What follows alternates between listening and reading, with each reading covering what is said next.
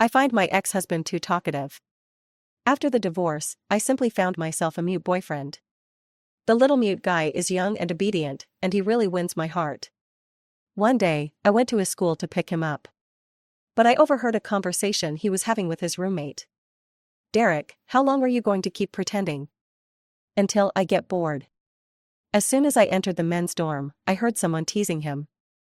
"Derek, what's it like pretending to be mute while flirting with your aunt?" I instinctively stopped in my tracks and stood at the door. After a long pause, a deeper voice replied. "Just like that."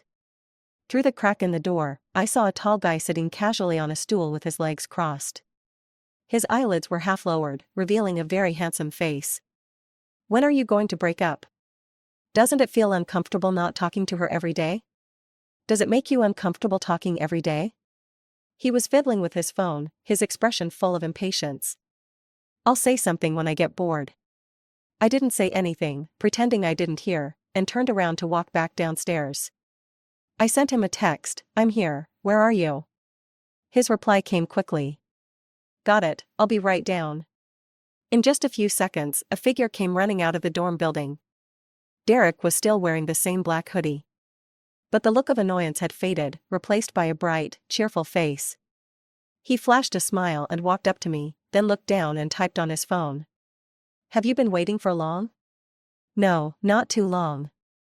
He looked at me for 2 seconds, blinked, and typed again. "Are you upset? Did waiting make you frustrated?" I turned my head and looked at the boy holding his phone, trying to please me cautiously. I sighed and said, "No, just work stuff." He lowered his eyes, looking a bit disappointed. His expression was so different from the one I just saw in the dorm. It made me wonder if that whole scene had just been my imagination. He obediently sat in the passenger seat and suddenly remembered something. "Can you wait a few more minutes for me?" I nodded, and the boy immediately opened the car door and ran out. While waiting for him, I hesitated for a moment, then opened Edgar's contact. "You mentioned you have a nephew, what's his name?" Quickly, someone I hadn't heard from in a long time replied. "Edgar, Derek."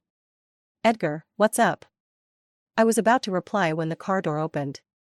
I quickly stuffed my phone into my pocket, it was Derek. He shoved his hands in his pockets, buckled his seatbelt, and then pulled out a lollipop. Strawberry flavored. He pushed it toward me. "Is this for me?" The boy nodded, not angry anymore, okay? I was a student on Edgar's scholarship. I married him only because he needed me. He needed a compliant, obedient wife to deal with his father, pressuring him to get married. And I was the easy pick. When I was with him, I rarely got the chance to understand his family. But I did have some impression of this nephew, who was always kept away from the family. A playboy. A wild young master, who even Edgar couldn't control when he went off the rails.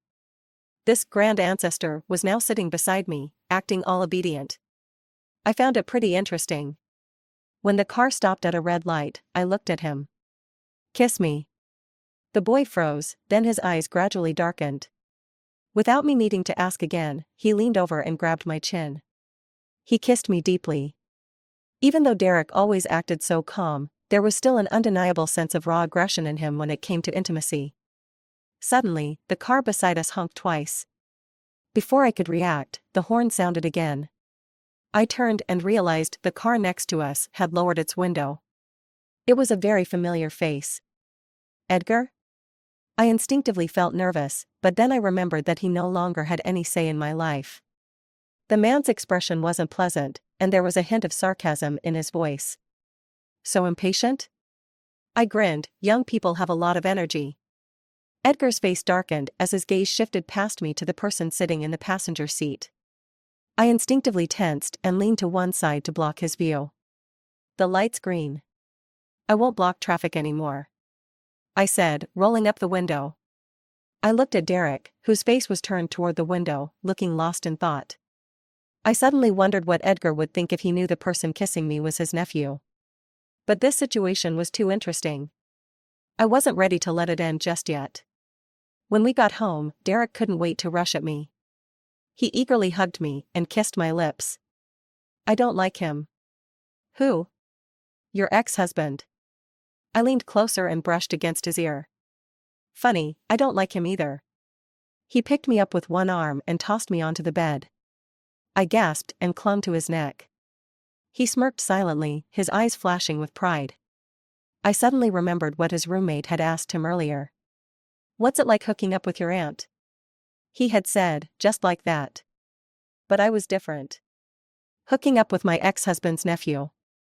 That feeling was pretty damn satisfying. Edgar used to be wild. But his wildness came from being in control. He only took, I never felt like I could enjoy it. But Derek was different. I knew he was trying to please me. This feeling of pleasure peaked after I learned his true identity. Just as he was about to impatiently get things started. The doorbell rang.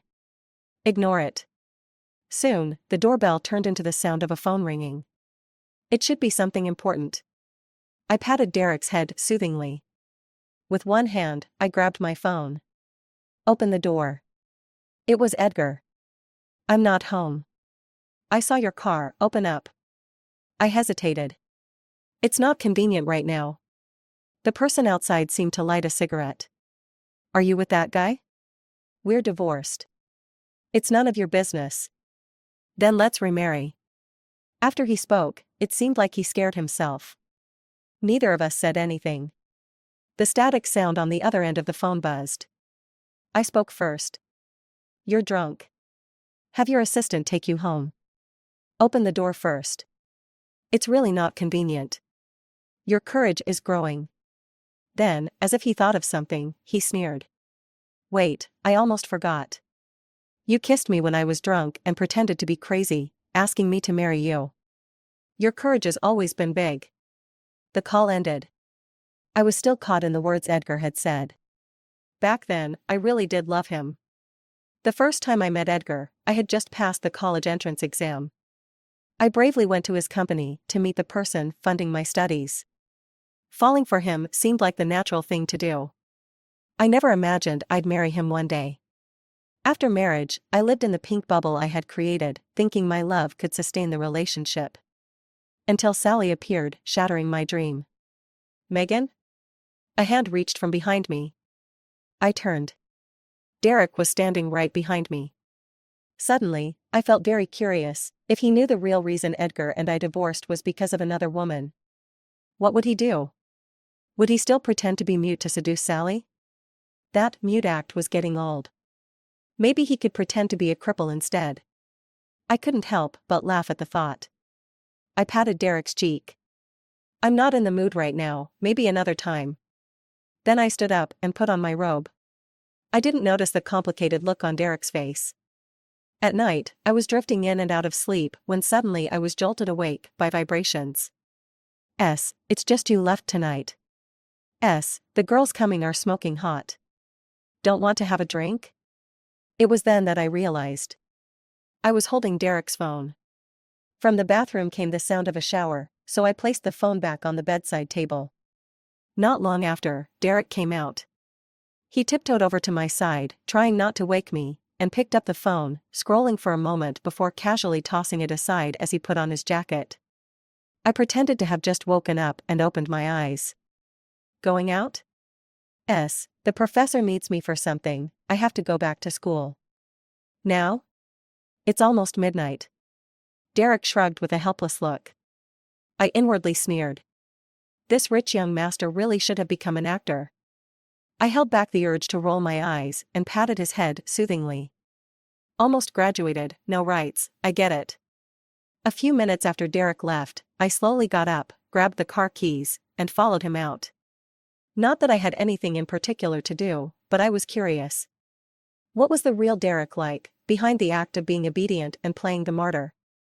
After all, the first time I met Derek, it was in the hospital. I had just finished surgery, was moving slowly, and needed some help. Derek had come to apply for the caregiver job.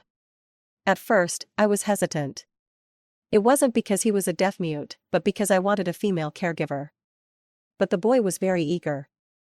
I've been taking care of my mom since I was a kid, I have plenty of experience. I promise I can do everything they can do, just as well. I have to admit, at that moment, I softened. I didn't have a father. My mother was paralyzed, and I had taken care of her just like he did. If it weren't for Edgar's financial help, I probably wouldn't have been able to finish high school. So, I kept him on. Just as Derek had said. He was obedient, diligent, and considerate. Other caregivers would take any opportunity to slip away and rest. But Derek stayed by my side day and night. When I was feeling down, he would do everything he could to cheer me up. At that time, I had no appetite, and this guy would cook for me. He'd arrange the meals into various cartoon characters, coaxing me to eat just one bite. The nurses would laugh, telling me, "He's treating you like his girlfriend." So, it was only natural that we eventually became a couple. During this time, I never doubted Derek's identity. He often couldn't help but sign to me. Sometimes when he was in the mood, I'd let him teach me a few signs. Even in the most intimate moments, he never made a sound. He would just look at me with his wet eyes, like a content little puppy. Of course, the reason I never doubted him was because what kind of playboy could be this patient? I used to be a regular at bars. Most of the time, it was Edgar who took me. He would drink, and I'd drive. Then, on the way back, in his car, we'd do all sorts of ridiculous things. Shaking off the past memories, I was about to search for Derek's private room, when suddenly, a hand grabbed my arm. "Here to see me?" I looked up and saw Edgar standing in front of me. "You didn't want to see me earlier, but now you're rushing over. What's this? Playing hard to get?" "I'm here to find my boyfriend." I avoided his intense gaze and turned to leave. But he tightened his grip on my hand and pulled me into a men's restroom stall. "Edgar. If you yell louder, you'll bring everyone over." I glared at him. He rubbed his thumb across my lips. "So, did he kiss you here today?" "None of your business." "Let go of me. You're showing your claws now, huh? You've changed a lot since the divorce." Edgar sneered. "Break up with him." "Why should I?" "Megan, you should know I don't like others touching my things." His finger traced my face. "There's a limit to how unreasonable you can be. Don't dance in my danger zone." I was about to argue when he continued. "When I agreed to the divorce, it was to fulfill your wish, but that doesn't mean you can escape my control. I've given you too much freedom this past year, and now you've forgotten who you belong to." Edgar was domineering, looking down on me from above. If he wanted, he could make all my efforts at work and in life amount to nothing. But why? Why did the person who betrayed our marriage have the audacity to say such things? "You already have Sally. Isn't that enough for you?" Mentioning her name, Edgar frowned in disgust. "I told you, there's nothing between us." "Nothing? Your kissing pictures with her are all over the news." "Yeah, it was just a kiss." "Does that really make you angry?" It made no sense. What a jerk. I didn't want to hear any more of his words, so I forcefully yanked my hand free. Just then, I heard a man's voice outside. "Little uncle, you done yet?" I froze. Was that Derek? Edgar was about to open the door when I yanked him back. He raised an eyebrow at me, and I avoided his sharp gaze. Edgar didn't move. Through the door, he asked, "Is there something wrong?" On the other side of the wall, Derek's impatient voice came through. "Going back, driver, let me borrow him." "So early?" "Yeah." Edgar made a call to the driver, and Derek left shortly after. As he was leaving, he whistled. "Have fun." I looked up and met Edgar's thoughtful gaze. "You know Derek?" "I don't." "Why avoid him? A man and a woman in a men's restroom stall. Mr. Edgar has no shame, but I do." With that, I kicked the door open. This time Edgar didn't try to stop me. Derek had been driven home by Edgar's driver. That meant he wasn't coming back to my apartment. After all, the driver knew exactly where I lived. He had concealed his identity to get close to me, probably so Edgar wouldn't find out. I didn't hurry home. Instead, I took my time strolling down the street. It was late, and only a few cars passed by. The billboards on both sides of the street were unusually bright in the night. Sally's face stared at me in ultra-high definition. Her words echoed in my ears. "If it weren't for Edgar, someone like you wouldn't even be worthy of carrying my shoes." I had once felt smug. So what? He'd rather marry someone like me than you.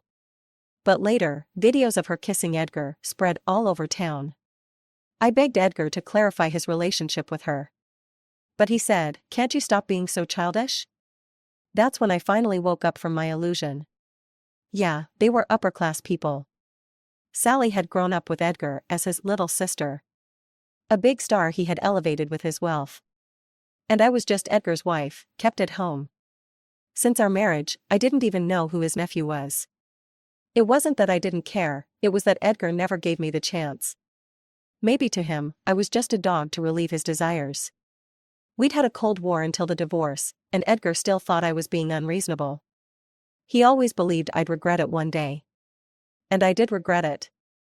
Regret not leaving him sooner. As I was almost home, I got a message from Derek. It was a selfie of him lying on his dorm bed. Derek, lying down. Life really is like a play, all about acting.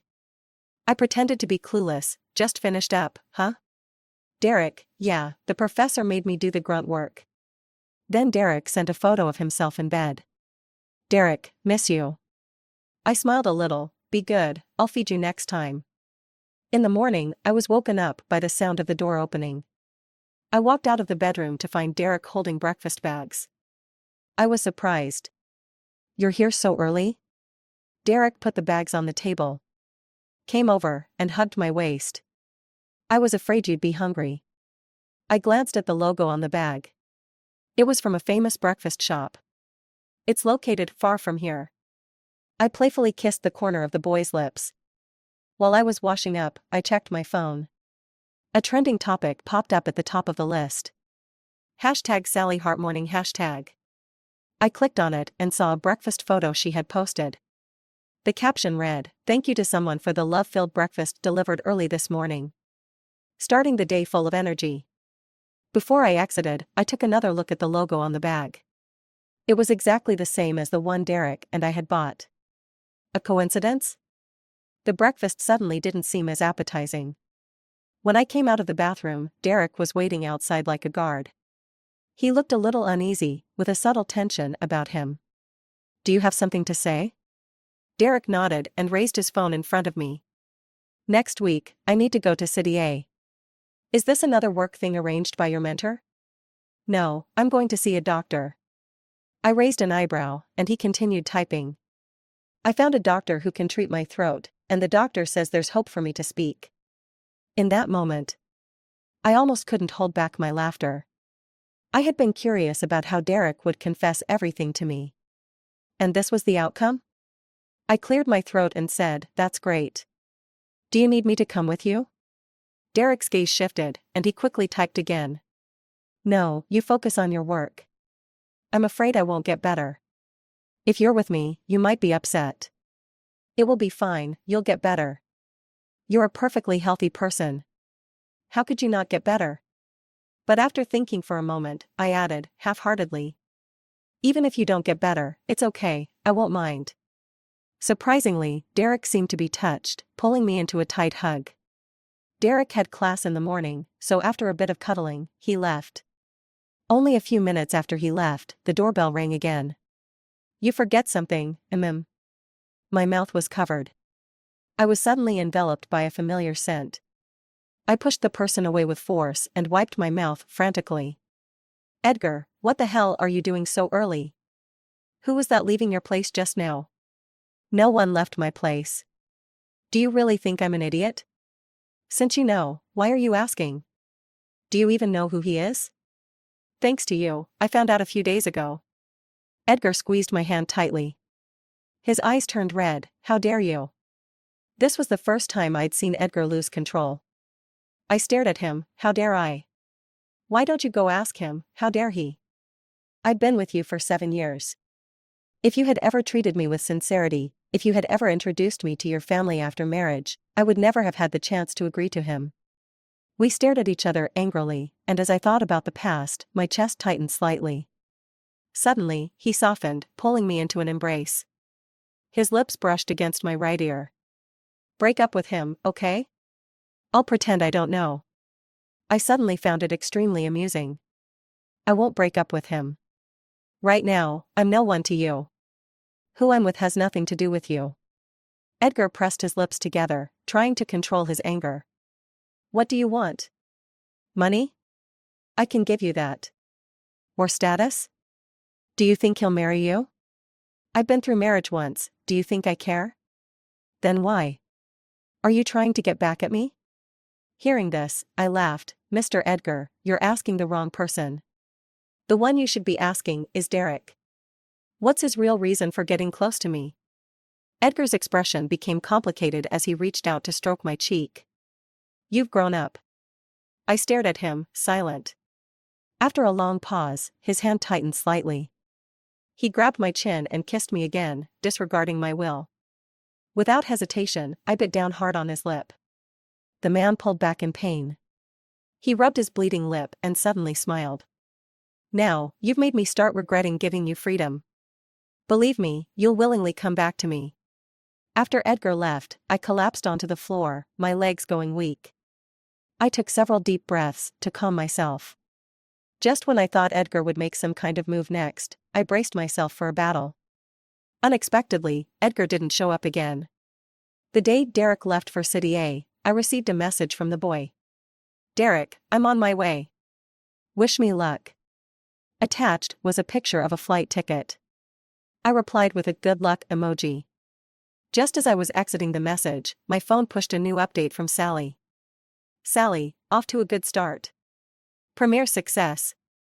Sally was a top-tier celebrity. Big data will push the most popular personalities and information to you, whether you like it or not. I had always ignored it before, but this time, I clicked in. Her location was at the airport, and the photo she posted showed a flight ticket to City A. From the same breakfast to the same destination. I suddenly had a thought. I opened Derek's photo again and zoomed in. In the lower right corner, there was an LV bag strap accidentally caught in the frame. I searched for photos of Sally at the airport taken by fans. That LV bag was one she often carried. So many little details told me that not only did they know each other, but their relationship was likely quite close. Could it be that I had been wrong from the start? Derek didn't approach me because of Edgar, but because of Sally. My grudge with Sally started 4 years ago. After I graduated from college, I officially moved into Edgar's place. It was also then that I learned Edgar had a childhood friend who was a big star. She would often call Edgar in the middle of the night. She would ask Edgar to help her with resources every so often. And she'd sweet-talk him like a little girl. I got jealous. And I got angry with Edgar. He told me, if I liked her, I'd already be with her. Do you think you'd even have a chance? Later, his grandfather forced him to marry Sally. In anger, Edgar and I got our marriage certificate without a proposal or a wedding. The day we got our certificate, Sally cried with red eyes. She looked at me. Do you really think Edgar loves you? He married you just to rebel against his family. What he cares about most is still me. At first, I didn't believe her. But later, when the Kissgate incident broke, everyone online thought he was Sally's boyfriend. Edgar didn't explain, and instead, he connected her to a foreign film project, helping her open up an international market. That's when I woke up. But what I didn't understand was, if it was Sally who instructed Derek to approach me, why? After all, in that love triangle, she was the ultimate winner. A few days later, I received another message from Edgar. This time, he didn't say anything. He just sent me a few photos. A guy walking beside a girl with his head lowered. The girl held her head high.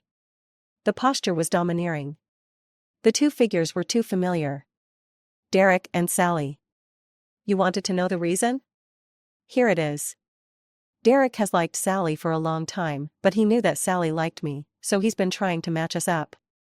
When he found out I was married, he was the one who couldn't accept it the most. They'd been in contact these years. I didn't expect the young master to still play the role of the deeply affectionate second lead. I didn't respond, and Edgar continued. This time, Derek is going to City A for Sally's premiere. I guess he wants to get close to you, completely cut off any chance of us getting back together, and create an opportunity for Sally. I used to think it was crazy enough when Derek pretended to be mute. But I never expected the reason he came close to me was even crazier than that. I asked Edgar, "What are you telling me this for? You're not angry?" "Am I angry?" "I guess I'm not really angry, just baffled. Maybe it's because all my anger was used up during those 2 years of marriage. Wait until he comes back, and then you two break up. If you don't want to face them, I'll talk to Derek." I was confused. "Why are you always trying to break up other people's marriages? Is there anything else you want from me, or should I hang up?" Edgar was caught off guard. "You still plan to stay with him?" "Why not? He doesn't like you." "So what? You don't like me either, but I still married you." There was silence on the other end. I could hear the sound of someone lighting a cigarette. "I never liked anyone else." "Really? Then maybe you should start learning to like someone else." That night, I had a dream. I dreamed of when I had just started college, and suddenly received a call from the family servant. She told me my mother had fallen. She was in surgery and urgently needed money. My mother had been paralyzed for years, and I used to take care of her. After leaving for school, I hired a maid to look after my elderly mother. Even though I worked nonstop at various part-time jobs, the money I earned could only cover the maid's salary. At my wit's end, I went to Edgar for help. Embarrassed, anxious, restless. But Edgar didn't hesitate. He personally arranged the surgery for my mother and told me, "If the maid can't handle it, get rid of her. If she lets your mother fall once, she'll let her fall again. You don't need to worry about the care costs from now on. I'm supporting you so you can focus on your studies, not so you can work multiple jobs and neglect your education." From then on, in addition to my tuition fees, Edgar also covered the cost of my mother's care. Later, I gathered my courage and confessed to him. He said, "Sure, I like obedient ones." I stayed with him for 7 years. Later still, the dream turned into a series of waiting. It became my birthday, but he went to Sally's launch event instead. It became our wedding anniversary, and he didn't come home all night. I was grateful to Edgar. I loved Edgar. But I also hated him. It felt like I was trapped in a dream, unable to wake up. In the haze, it seemed like someone was suddenly calling my name. "Megan, Megan?" Then I was picked up. "Edgar, what are you doing here?" As I spoke, I realized my throat was terribly dry. "You wouldn't pick up the phone, I was worried something happened." "You have a high fever. You need to go to the hospital." So I had a fever. No wonder I felt so hot all over. When Edgar carried me out, it suddenly hit me. My front door was gone. Edgar's face was expressionless. I couldn't get in, so I had someone tear it down. Once my temperature went down, I began to feel my mind clear up. Edgar sat beside my hospital bed. His shirt sleeves were rolled up, revealing a deep blue watch. I stared at that watch, feeling a bit dazed. I remembered that was the watch I bought for him with my entire first salary after graduating from college. 17,000 yuan. At the time, I thought it was incredibly expensive. But one day, I overheard Sally asking Edgar, "Didn't you just buy an $8 million watch? Why are you wearing this one instead?" "Megan gave it to me." Sally gave a subtle smile. "I've never worn something so cheap. Won't it give me a rash?" What did Edgar say back then? He said, "Probably, but I'll wear it for a couple of days, to please the little girl." I spent all my savings. Only for it to be worn just to please him. Since then, I never bought Edgar another watch. So why was he wearing it again today? Was it to please me once more? But unfortunately, I was no longer that little girl. Is this what you mean by taking care of yourself? Passing out at home? When I woke up, Edgar immediately started questioning me. "It's just a fever." "A fever can kill you." Edgar paused for a moment. "After you're discharged, move in with me. I'll have my assistant pack your things." "No." "Is it because of Derek again?" I didn't respond, so he asked again, "Or is it because of Sally?" He was frustrated.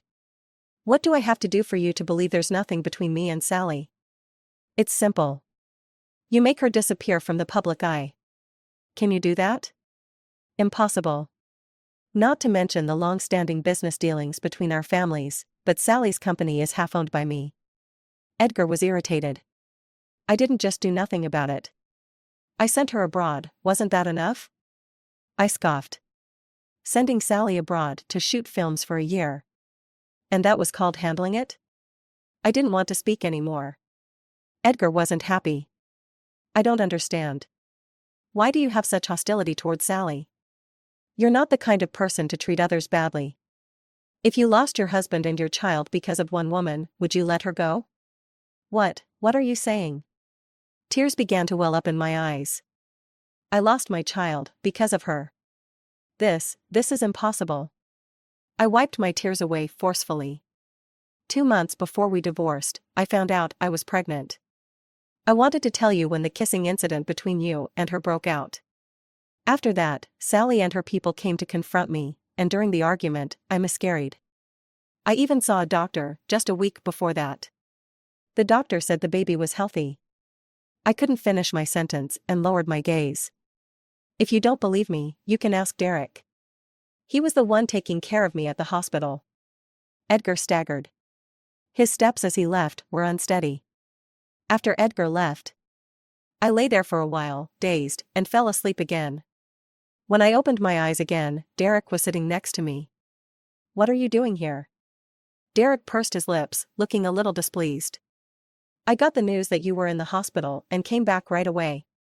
Then I remembered that earlier in the day, Derek had contacted me.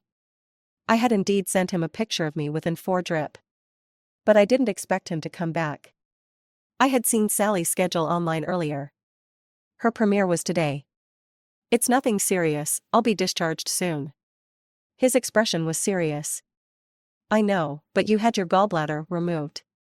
I'm still worried. Don't you remember? I was the one taking care of you after the surgery. I remember. I smirked. The little nurse, the one who stayed overnight. Derek's face visibly flushed. He was about to say something when his phone suddenly rang. I instinctively glanced at the screen. Looking guilty, he quickly turned the phone off. Then, he looked at me nervously. I pretended not to see. What's wrong, not answering the phone? Derek shook his head. It's a scam call. A scam call. How ironic. This whole situation was a scam in itself. My fever came on quickly and left just as quickly. The next morning, I was mostly back to normal. Derek was busy helping me arrange my discharge. At that moment, Edgar sent me a message. Edgar, when will you be discharged? I'll come pick you up. No need, your nephew is here. Edgar, then I'll go even more. Edgar, you think I'm afraid of him? Everything's packed, we can go. Derek walked over, and I didn't reply to Edgar. I put my phone away and followed him out. Once I got in the car, I remembered. Our front door was gone. My temples throbbed. I wondered if Edgar had fixed it. My door lock is broken, the repairman hasn't come yet. Let's go to a nearby hotel for now. Derek didn't ask why and just nodded obediently. On the way, my phone kept buzzing. Edgar kept calling. I got annoyed and deliberately sent a hotel location. Don't come and spoil things. Then I blocked him. We entered the hotel and I pushed the door open. Derek came straight toward me. The image of Derek and Sally in City A flashed in my mind. I turned my head, and the boy's kiss landed on my cheek. Be good, just hang in there. I've just recovered from a serious illness, I'm not fit for intense activity. There was a fleeting hint of disappointment in Derek's eyes, but he nodded anyway. There was no passion between us, and it seemed like we didn't have much else to talk about either. The atmosphere grew quiet. I looked down at my phone, and Derek just stared at me. Is there something you want to say to me? Derek nodded imperceptibly. Actually, there's something I lied about. I'm not mute. Before I could finish typing, another call interrupted. It was Edgar. He hung up, then called again. Hung up again, and he called again. In the end, I couldn't take it anymore. Answer it. Without waiting for Derek to react, I stepped around him and answered the phone. Let Megan take the call. Before Derek could speak, the voice on the other end continued. Stop pretending to be mute. She already knows all about your little mess. Now, right now, let Megan take the call. In that moment, I witnessed the entire process of the puppy, from shock, to panic, to silence.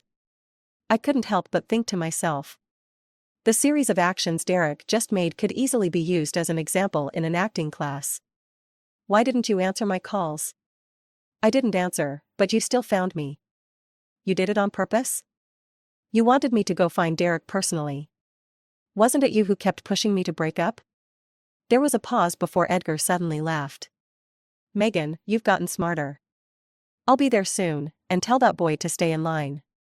The call ended, and I met Derek's complicated gaze. When did you find out? What do you mean? Do you mean when I found out you're not mute, or when I found out you were getting close to me for Sally? As for the first one, it's been a while. As for the second, that's a recent thing. Derek slumped his shoulders. I was planning to confess today. Confess that you got better in City A? No, The boy tugged at his hair, in frustration. Let's get married. We both fell silent at the same time. After a moment, he seemed to latch onto something like a lifeline. Right, let's get married. You're willing to throw away your own marriage for Sally? I stared at him, stunned. And why do you think just because you say you want to marry me, I should say yes? It's not about her, it's about me. Did you fall for me?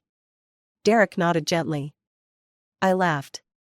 He had played the part so well, I almost thought he was a great actor. I asked him, do you know why I divorced Edgar? It's because of Sally. So how do you think the chances are that I'd accept a proposal from someone who only came near me because of her? She's not really a bad person, she's just been spoiled by her family. That still makes her bad. I cut Derek off. I don't hate Sally for clinging to Edgar. It takes two to tango. But what she shouldn't have done, what she absolutely shouldn't have done, was to involve my mom. At that time, Edgar and I were about to get married. My mom had been paralyzed for over 20 years, and her health was very poor. Somehow, Sally got a hold of my mom's hospital address.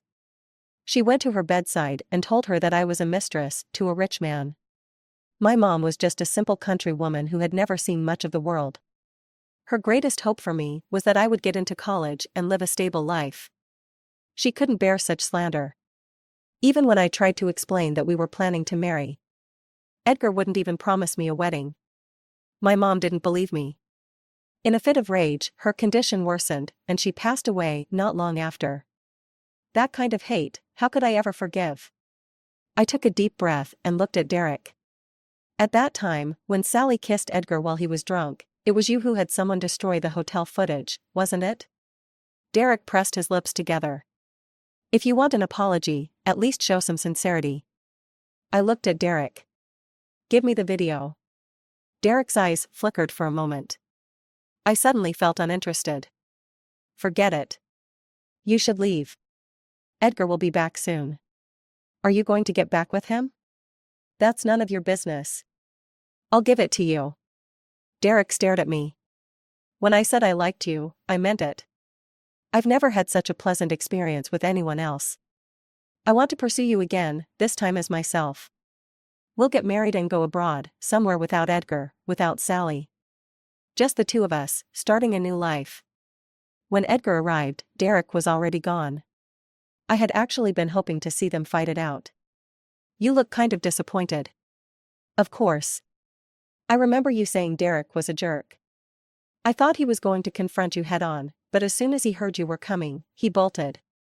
He sneered. Isn't he still a jerk, sneaking around behind my back? You're right. He just proposed to me, so yeah, he's a jerk. Ridiculous. How did you answer him? I said I'd think about it. Edgar's veins popped out in anger. You really think he can marry you? When the time comes, I'll make sure everyone knows you were once my wife. His family will never accept you. I can avoid his family forever. I've been doing fine without meeting your family since we got married. I'm just waiting for the right opportunity. You've been waiting 2 years and still haven't introduced me to your family, Edgar. I'm 30 this year, not 3. I was wrong. Edgar moved closer. Let's remarry. I'll promise you a wedding. Getting an apology from Mr. Edgar isn't exactly easy. Then will you agree? I want to study abroad. I need a professor's recommendation. The moment I said that, Edgar's face darkened. You're not going. Then forget it. Please make a right turn and leave. And don't forget to fix the gate at my place, or I'll call the police. You really want to go? I didn't answer. Edgar sighed. Fine. We'll get married first. So, no room for negotiation? I thought you were the one trying to chase me. Edgar laughed lightly. All right, I'll introduce you to a professor. By the way, about Sally. At the mention of her name, Edgar's expression darkened. I'll handle it. I'll make sure our child gets a proper explanation. The next day, I received an email from Derek. It was the full video of Sally kissing Edgar from that time. When the photos of the two of them were leaked, Edgar was sitting on a chair, eyes closed. Sally gently kissed his lips. The shot was beautiful. Obviously, carefully taken. I checked with the hotel. They said the footage was destroyed after someone intervened. Clearly, Edgar didn't want to deal with it. The only people who had the power to cover up such a thing were either Edgar or Derek. I contacted the media and directly exposed the video. I also exposed Edgar's married status at the time. The internet went wild. The discussion shot straight to the hot topics. Damn, at first they were promoting them as childhood sweethearts, some big shot actor and capital tycoon. Turns out the guy was married, explosive. This woman bosses the staff around, throwing tantrums on set, and the scandal was buried by her backers. In the past, whenever something about Sally came out, it would be quickly suppressed. But this time, it spread like wildfire. Just as the situation escalated and the haters were making a scene, I got a call from Edgar. Did you release the video? She came to see you again? You two really are close. I said I'd handle it. You think I believe you? Without waiting for a response, I hung up. At the same time, I got a message from Derek. Derek, she came to see me. Derek, I ignored her. I silently smirked. I replied, good boy. Derek, can I see you? Me, no. I haven't forgiven you yet. The trending topic hadn't been up for long. Sally replied almost immediately. Sally, thanks for the concern, but we were childhood sweethearts, and the cheating rumors are false. P.S. He's single. She even posted a photo of her and Edgar from when they were kids. And then the online army kicked in. The comments flooded in. Megan has been beautiful since she was a child. I knew you wouldn't do something like that. You two look so perfect together. I snorted as I read the comments. I placed my hand over my chest. I'd seen this coming. Why would it hurt? But just a few minutes later, Edgar, who hadn't posted anything in ages, suddenly made a public statement. I'm Edgar. Yes, that photo was taken when I was married. I apologized to my wife. I'm now trying to win her back. She's just an ordinary person, so please don't pay too much attention. I couldn't believe my eyes. I closed the app, then reopened it. It was definitely him posting.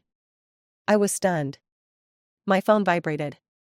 Edgar, this is my sincerity. For the next few days, I was busy with my study abroad applications. I didn't pay much attention to what was happening online. Then, one day, I received a call from an unfamiliar number. Megan, why do you keep haunting me? A big star like you calling such a small fry like me, I'm honored. Derek actually betrayed me for you. I really underestimated you. Flattery won't get you anywhere, it's all thanks to the opportunities you gave me. Sally choked up, do you really think a video like that can affect me? I don't think so. That was just my first gift to you. Consider it a return gift for getting Derek to approach me. The next gift I'm giving you is to make you disappear from the public eye forever.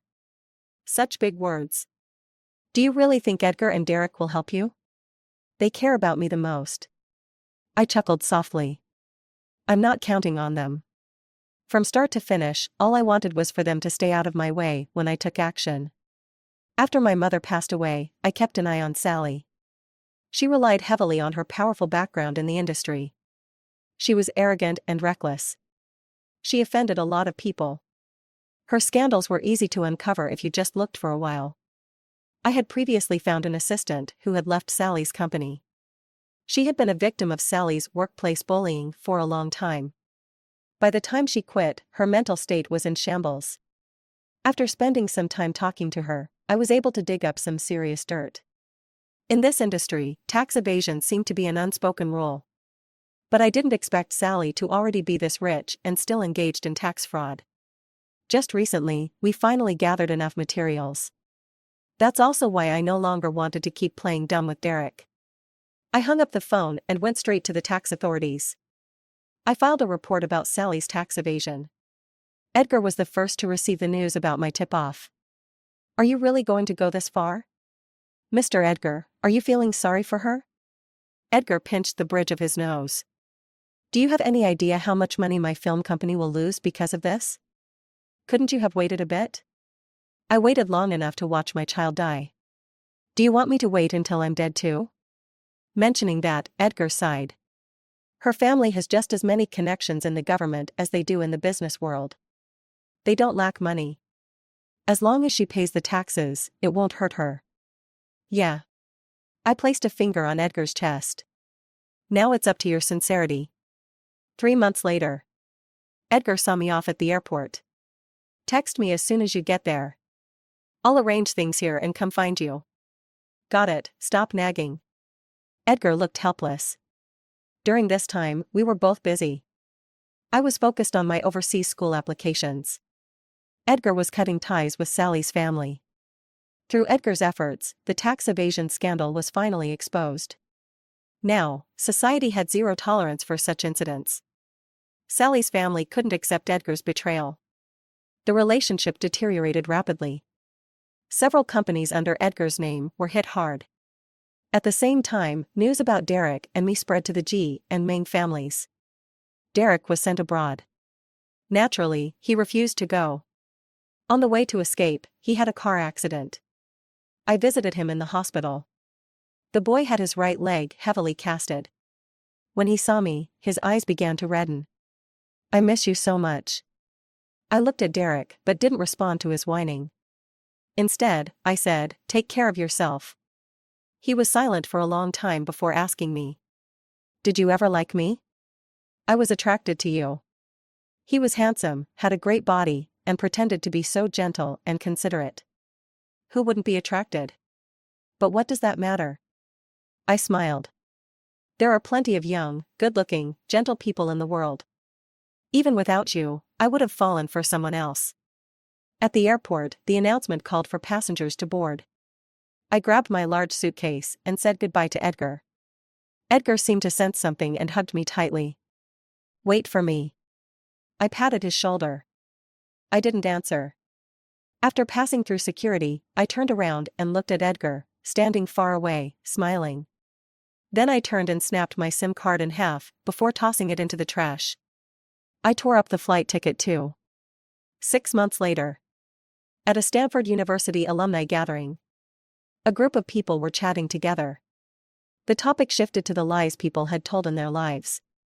Who hasn't told a few lies in their life? No, wait, I bet Megan hasn't.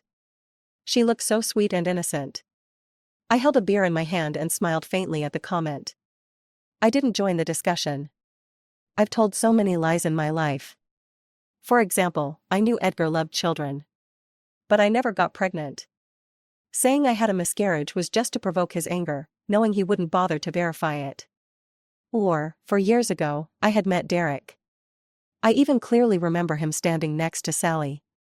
The way he looked at me was like I was trash, a rural girl who's ugly and not worth your attention. Or the fact that I never even applied to that university.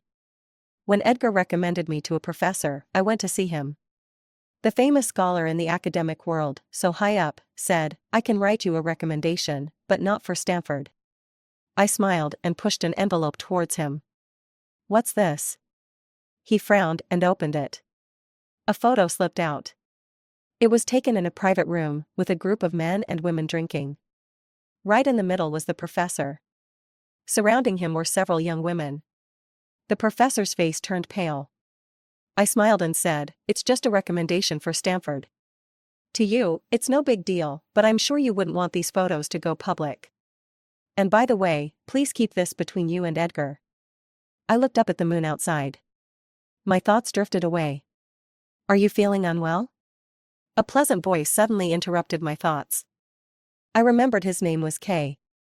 The captain of the school's football team. He was handsome, and I knew many girls liked him. I smiled lightly. "No, just drunk." Kay handed me a glass of orange juice and sat beside me. His gaze was filled with the unmasked admiration of a young man. I couldn't help but think of Derek. I chuckled softly and clinked glasses with Kay. We meet many people in our lives. They come, they go, they leave their mark. But in the end, they're all just passers-by. The end.